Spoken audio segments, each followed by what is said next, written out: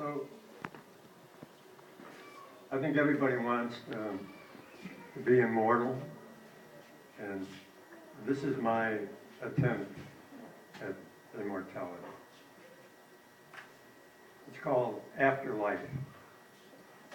I try to imagine what it'll be like, not how it feels, but how I'll look to the young group busy scrutinizing every detail of my naked, prone body, touching, commenting on its every part.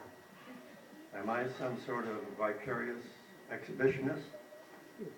They will saw off the top of my skull. I'm glad I don't have to listen to that noise. And slice me down from neck to navel. Of course, I won't feel a single thing. It's an experience I won't experience. Not subjective, although a subject.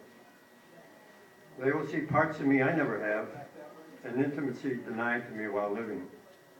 I assume it'll be all very clinical, no bad jokes or untoward behavior.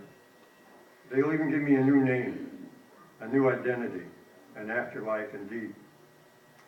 I wonder if I'll gain a kind of immortality. The first body, like the first sex, always remembered. Perhaps the details will be dulled by time and the many bodies that have passed their eyes. Maybe only the deadly disease is remembered, rather than the person that suffered it and died. The body, like meat in a supermarket case, each piece carefully labeled and neatly dissected. The blood sucked off is placed on display. The bones, the muscles, the ligaments in logical disarray. The disparate parts of the skeletal personality, deconstructed from flesh, blood, and bone. The class over, the parts, like remnants of a festive meal, are collected and bagged, ready for their final journey to the crematorium, where they will meet their fiery end, their mission of life and mission of death completed.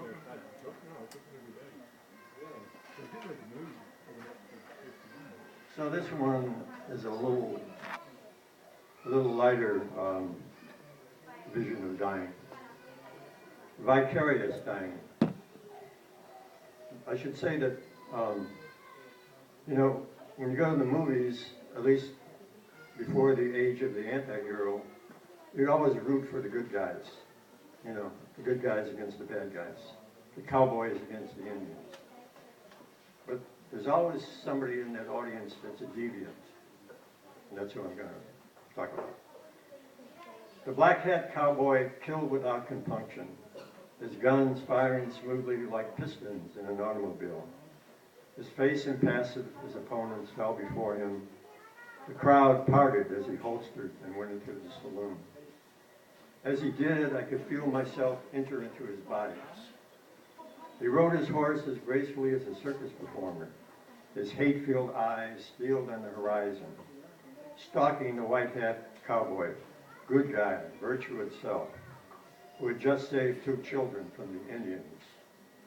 How I despised the self-aggrandizing do-gooders. They met out in the street in front of the saloon, men scattered like pigeons out of their way. White Hat flashed his badge and told him to give it up. Black Hat said nothing as he spit on the ground. I knew he was dead meat, but I stayed with him as he spun around and fell dead in the dust. I left the theater renewed and refreshed. My badness left with him in the street. So this poem was the closest I could find to the 50th occasion here in the Scrap Exchange. It doesn't exactly fit in terms of details, but I think in terms of theme it may. And it's called Artifacts. Ceramic holders that once cradled the burning candles of bright romances before they melted to wax. Faded living room furniture, sofas indented, imprinted from times when anonymous bodies lay there, their history otherwise unrecorded. Bedroom chest of drawers, ash-stained and cat-scratched, the mirrors no longer reflecting the images they knew so well. Bottom-charred pots and pans from novice or weary cooks who baked, broiled, and boiled their animal sacrifices. cheap reproductions and poster art that decorated painted plaster walls, cave drawings for urban inhabitants, art for someone's sake. The rack-filled clothes waiting for bodies to fill empty sleeves and legs. The poor person's chance for second-hand elegance.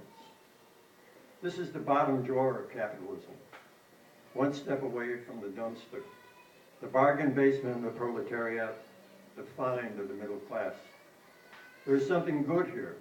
The generosity of the giver, the need of the taker, the anonymous give and take of recycled goods and recycled lives, the past and the present meeting for the future.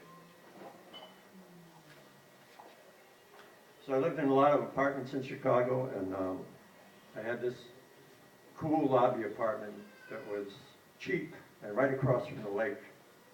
I could see the sun rising in the morning, like Genesis. So I had this experience. It's called Insights. A blind girl moved in across from my apartment. I encountered her a month later in the lobby. She was quite pretty, neat in a blue summer dress. She responded warmly to my hello and stopped. She told me she was marrying a photographer. And silently I marveled at the irony of it. His eyes were hers. Suddenly she said, "But you don't go out much, do you?" Her ears, I thought, like a sensitive antenna in the wind. We made small talk about the building, the weather, and her blind friend who swore stumbling down the street. Finally, she started to wave. "Nice seeing you," she said. "Yes," I answered. "Glad I finally bumped into you." And this for all the people, which is probably everybody, the residue of feelings that one has after you break up a relationship. You think you're away neat and clean, but there's always this residue of feelings. And there's kind of a physics metaphor here. Entanglement. When we split apart, moved away from each other, everyone thought it was over. We traveled in different circles, were never seen together. No one figured any relationship. But they were proven wrong. There was indeed a connection. We felt each other's presence, even if we never ever touched, ever again became intimate. Our relationship was measured. We danced at a distance. When one acted, the other reacted.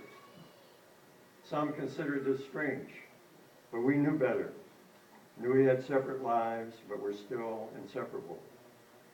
Linked by a bond that defied all logic, which existed only to create our destiny, which was to orbit each other until the very end. The quantum mechanics of love.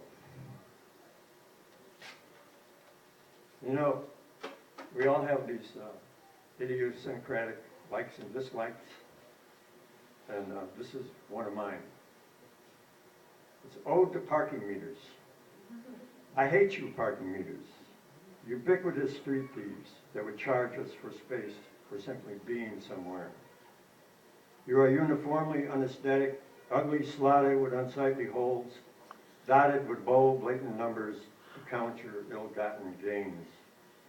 You would charge us for existing, as if you were performing a service by babysitting our cars while we are going about our business. Extortionists, metal thieves, pickpockets, may pigeons crap on the top of your metal heads. May an earthquake rip you from the ground. May dogs and drunks pee on you at night. I'll pour cement in your coin drops with blanks instead of real coins. Tear up the tickets of your enforcers. You'll never get a dime out of me.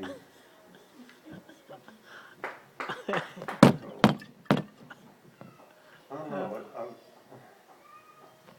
This is a very personal one. I was going to skip it, but what the hell, I'll do it. And it's called Ties. So, and you get a visual with this. So his estate was a cheap dime store tie, oddly touching in its bad taste. Brown canvas fabric with silly flying birds. I've kept it in my closet all these years. I found it in a sleeping room nested with empty liquor bottles and butts of Camel cigarettes, symbols of what had sustained him. His legacy to me was the rejection he had inherited from his father, and I watched his determined self-destruction with the singular detachment of a coroner. I buried him as I promised I would. Duty, not love, the motivation. I could burn the tie tomorrow, but another one would always remain. Thank you.